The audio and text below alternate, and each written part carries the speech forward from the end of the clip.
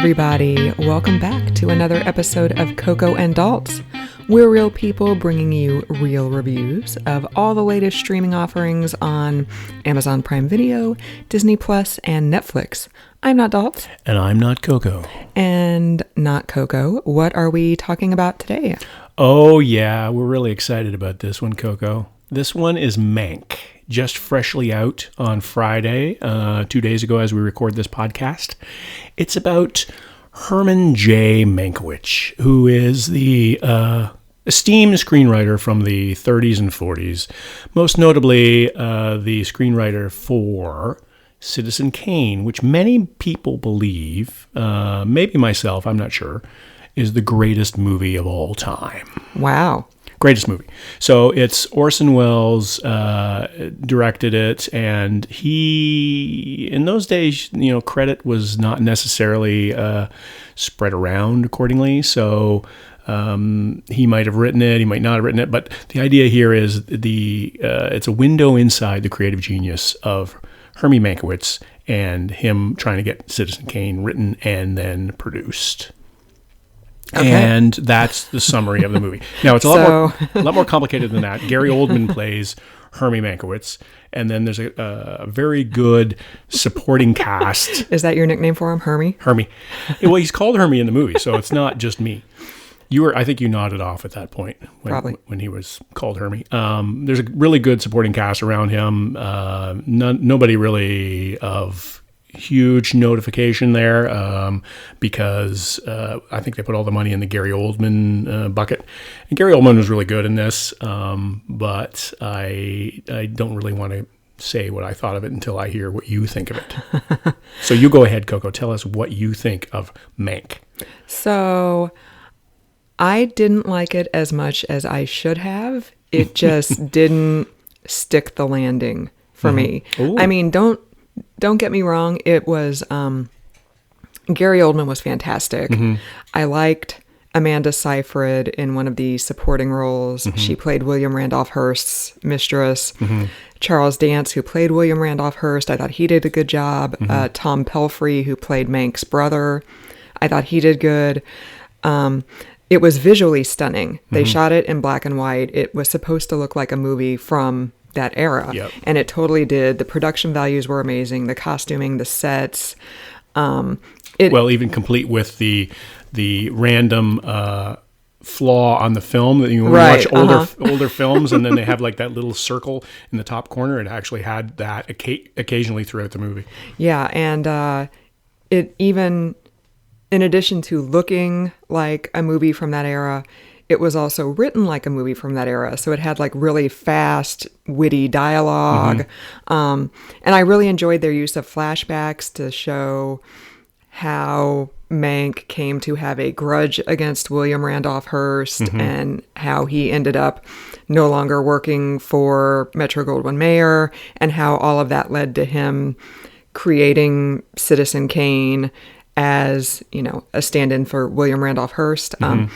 So there was a lot that was good about the movie, and I feel like I should have liked it more than I did. But like I said, it just didn't, the whole was not as great as the parts for me. Like the Lily Collins character, she had this one scene toward the very end where she found out that her husband did not die in the war, and that was just super cheesy. And I don't know, it just didn't come together for me. Yeah. So I don't know. What did you think, Daltz? I should mention that I forgot to mention this in my summary, but David Fincher is the director of this, and his father, Jack Fincher, was the screenwriter of this. So Fincher, of course, being the director of some of my favorite movies, including Seven. He also did The Social Network with Aaron Sorkin wrote the screenplay, and that was a fantastic movie. And so there were a lot of and with those guys coming together with, I don't know anything about Jack Fincher necessarily, but I know David Fincher's work very well. I think that Fincher combined with Gary Oldman, I was thinking this is going to be really good. Like this is going to be acting and it's going to be directing at its highest level. And I just didn't. I think it was the same for me. I think you put it more eloquently than I will, but it just didn't add up to me. I really wanted to know I really wanted to get a glimpse behind the creative process of one of the greatest screenplays of all time, and I didn't really get that. I got a lot of Gary Oldman in bed, half drunk, looking at papers, and I didn't Which sounds like every writer ever, actually. Right, like that's yeah. When I was a writer, that was me. Yeah, totally. Typing up game recaps in my PJs, after watching them on TV. With your Muskoka can empties like on the floor around you. And my, with cigarette in one hand and my, Right. my huge glasses on my face. But I didn't really get a glimpse into that. I think that here's the thing, is that Hollywood loves to look at itself more Yes. than any other industry. Yes. And I think that the only industry that really loves itself more than Hollywood is journalism. And journalism loves to write about itself and loves to put people behind the scenes and that sort of thing. The difference is, I'm not sure that the average reader really cares what goes on behind journalism. No. Whereas movie people, I think, care more about what goes on. And still, I think there's a layer removed there. I don't think everybody's going to love this movie because it's really inside the industry, really inside baseball. When we watched it yesterday, it was number 10 in the U.S. for movies on Netflix. And I was very surprised by that because it was getting a lot of buzz, and it has David Fincher and Gary Oldman, and I thought that people would be... You thought it would be higher. Yeah, I thought right out of the gate people would be watching it, so I wasn't sure if the fact that it was number 10 in movies meant that either people just hadn't gotten around to watching it yet because it had only been out for a day, or if there just wasn't as much interest as I thought there would be. And maybe that's... I haven't checked the rankings today, but maybe that's the case because at this point, Citizen Kane came out like 70 years ago. Right. Like maybe in the 80s, people were still like Orson Welles was still alive in the 80s. Right. Maybe in the 80s, people were still like really interested in how the sausage got made there. But today. Yeah, I wonder that. Like it's a fascination thing, and it's not. You and I talked about this. And the equivalent of Quentin Tarantino making Once Upon a Time in Hollywood, Right. which is a real love letter to Hollywood too. I think that movie was made looking back on an era that was more relatable to today. As a stunt man. Yeah, in terms of proximity of the time, but also it's a stunt man. Right. It's Leonardo DiCaprio. Like this is a really hard movie to relate to, and I think it's not overly long. Like I think originally we thought it was going to be like 5 hours long. It was going to be like another The Irishman. Netflix just saying, hey, great director, make a movie for us, and then having no parameters whatsoever. And it actually was a responsible 2 hours and 12 minutes, I think. Right. So it's accessible that way, but it's black and white, and it's not it's not of today's quality, and then that's not a slight whatsoever. It's like you said, the dialogue is very back and forth and witty and bantery and stuff like that, but it feels like it was a movie, like you said, made in the 30s and 40s. And it seems like it's Fincher's almost his nod to try to remake Citizen Kane, because one of the opening scenes in the movie, when they cart Gary Oldman in, he had a broken leg in a car accident, and he's arriving at this cottage to write the script, what essentially becomes Citizen Kane. The angle is very low; it's almost on the floor, and that's just like the opening scene in Citizen Kane, where all the camera angles in Citizen Kane are all very low.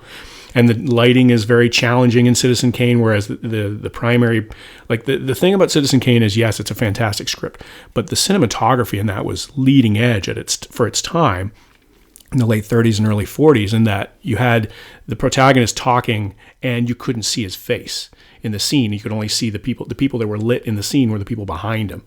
And there's things like that, and there's challenges like the shooting from the ground up and making everybody look really big and bigger than life kind of thing. And there's a lot of that in this. And I don't think this is a David Fincher movie necessarily. If you're looking for Seven, or if you're looking for some of those other movies that we mentioned, The Girl with the Dragon Tattoo, right. And Fight Club, like this is not any of those movies. And I wouldn't have picked up on any of the Citizen Kane like similarities because I tried to watch Citizen Kane in high school and I fell asleep. Well, that was too young though. Yeah, and I haven't tried to watch it again since then. So obviously I'm aware of its reputation and everything, but it's just something I just haven't been able to go back and try to watch again. It feels like Fincher is trying to remake Citizen Kane in some ways, and I think that that's admirable.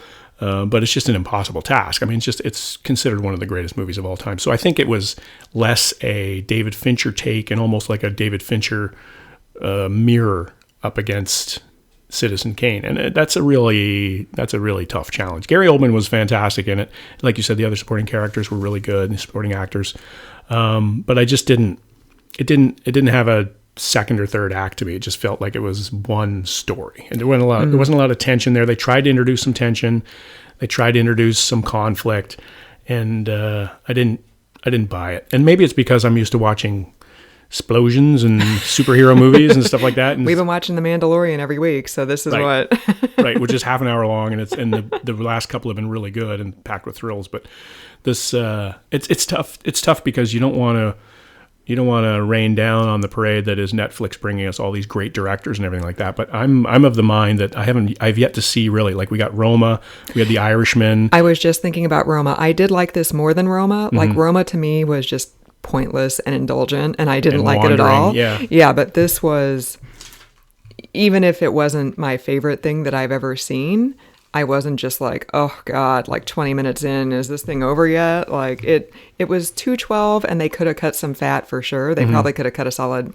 at least 15, 20 minutes off it, but there were a couple of scenes in there. So when Gary Oldman and the blonde actress lady, she and him wander outside for like the idea there that they're bonding over something and they're talking and they're setting up something later. That scene could have been a lot shorter. It was really well done, but it could have been shorter. And then there's also the embarrassing scene of Gary Oldman being drunk at the dinner at the Hearst Castle and him going on and on. That could have been shorter too. Like, so there were a couple of scenes, and I think they were intentionally done that. There was intentionally almost like a one take kind of feel to them that Fincher was going for, but it ended up being, to me, a little bit ponderous. I think there could have been a little bit more. Again, like we're talking about with a lot of these movies made by the big directors on Netflix, there needs to be a little bit more restraint, I think.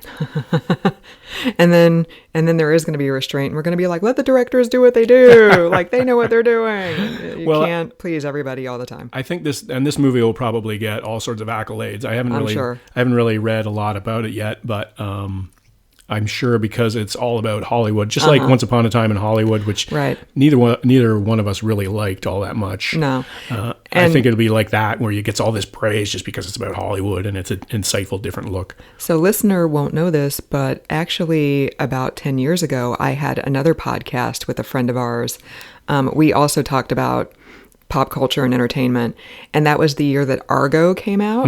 And Argo came out in like September, and I said on that podcast, Hollywood might as well not even release any movies for the rest of the year, because this movie is totally going to win all the Oscars, because Hollywood loves movies about Hollywood. And especially when a Hollywood movie saves the world. I was like, it's going to get all the awards, and it did. So same with this. I'm sure Gary Oldman's going to get nominated. Right. I'm sure the screenplay will probably get nominated. It could get a Best Picture nomination. I'm sure it'll get direction. So. It'll get all those, I think. And excuse me. And I think that Gary Oldman deserves a nomination in this. I mean, he's good in everything he's in. Like he was good in the Churchill movie that I watched. You love that movie. That was a great movie, and he was fantastic in that.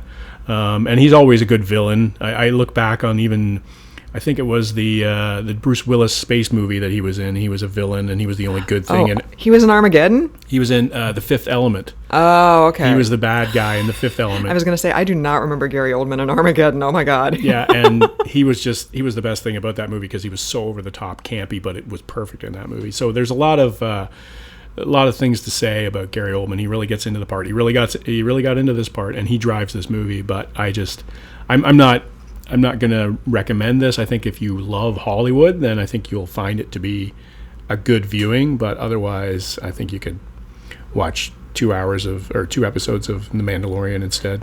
So how many typewriters up would you give it? I would give it 1 typewriter up. Wow. I think the intention was really good, and I like the fact that it was creatively done. So it was done as an homage to Citizen Kane. Like I think that in some ways Fincher was probably thinking of this as like a companion or something like that, whereas you can hold it up and say these are the 2 movies about Citizen Kane. One is Citizen Kane, the other is the creation of Citizen Kane. But so apparently there is still some controversy over exactly how much each person contributed to the script. There's a lot of vagaries about how much Orson Welles actually contributed and how much of the movie is his. Right, and also how much, it, depending on which source you read, some people say Orson Welles did most, if not like the vast majority of it. And then others, like Pauline Kael in the 70s, wrote something that said, Pauline Kael, known to listener as somebody who is quoted extensively in I'm Thinking of Ending Things. The film critic Pauline Kael wrote something in the 70s that said, no, Mank is mostly responsible, responsible for everything. So there's still some controversy over exactly who contributed what to that script. Well, and I would agree that there's some doubt about it, and the fact that neither one of these great artists, Orson Welles and Herman Mankiewicz, really did anything of significance afterward. Now, that's people who know Orson Welles are going to be like, what are you talking about? He did all sorts of great movies. But in terms of the level of Citizen Kane was beyond belief good, and then everything else after that just paled in comparison, just because, when you have that one fantastic album that's got 5 singles on it that are hits, and the next album is going to be Standing on the Shoulders of Giants, right? I was totally thinking of Oasis. There's just no way you're going to come back and be as good. So that's a challenge, but I think that to me is a little bit of proof that this was more Mankiewicz and Welles, and the creative tension that was brought by Mankiewicz being saddled to, bedridden essentially, and having these two absolutely beautiful nurse helpers helping him out and catering to his every whim. Well, they're beautiful in the Hollywood production. Who knows what they look like in real life? Yeah. Right, exactly. They're portrayed as these beautiful women, but either way, my point there was that all he had to do was write. He didn't have to worry about making dinner. Right. He didn't have to worry about walking the dog. He didn't have to worry about, getting his kids off to school in the bus or anything like that. You know what I mean? So he just wrote. That was one thing that bothered me about the movie, was that Gary Oldman is 60 probably. Yeah. He's pushing 60 anyways, if he's not already there. And I mean, he doesn't look like an ancient guy, but you can definitely tell he is older. And his wife in the movie was so young. Yeah. And at one point, she said something about, we've been married for 20 years and blah, blah, blah. And I was like, oh my God, he was robbing the cradle. Like, how old was he when you two got married? Because you clearly got married when you were 19. But then toward the end of the movie, he said something about, I'm 42 years old. And I was like, bitch, you're 60. Yeah. I'm like, you are nowhere near He's 42. 62 in real life. So, yeah, geez. So I don't know if they purposely cast an older actor because alcoholism is a bitch and it takes a toll on your body and what you look like. And Mank was an alcoholic. So I don't know if they purposely cast like an older actor because they wanted to show, yeah, he's 42, but he looks 20 years older than that. Or if Gary Oldman is just the guy they were going after all the time, and they were like, well, hopefully people won't realize that he's actually 40 years older than the lady playing his wife. I don't think Hollywood thinks that way yet. It's unfortunate, but I don't think they're there yet. I think they just were like, let's get a list of top-notch actors who can handle this role, and then we'll deal with the fallout from there, because I don't think that Hollywood, sadly, is not there yet, as we've seen over the years where, and I've cited this before, I think, is that in Punchline, Tom Hanks and Sally Field were lovers, and in Forrest Gump, Sally Field was his mother. Right. So this is the way Hollywood operates. I mean, that's a long time ago, but still, it hasn't changed all that much. So what do you think, Coco? What are you rating it as? Typewriters up or empty gin bottles? So yeah, like I said, there were definitely some good parts to it. I should have liked it more than I actually did. It just didn't all come together for me for some reason. So I'd give it a B- to C+.